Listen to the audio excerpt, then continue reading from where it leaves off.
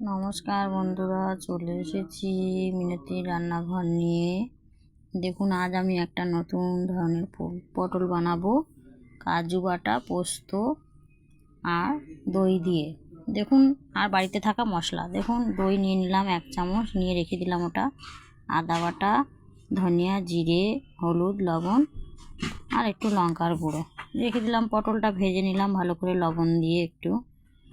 এবার দেখুন, গোটা মশলার মধ্যে কালো জিরে, গোটা গরম মশলা, একটু শুকনো লঙ্কা, একটু হিং।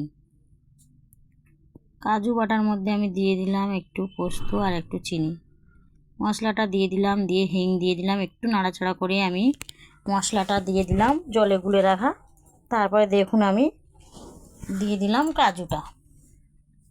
কাজু আর পোস্তটা দিয়ে পটলটা আবার হালকা নাড়াচাড়া করবেন, করে একটু জল দিয়ে দেবেন, দিয়ে টক দইটা একটু পরে দেবেন।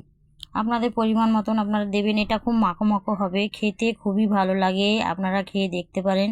লাস্টে একটু গরম মশলা দিয়ে দেবেন নামানোর সময়।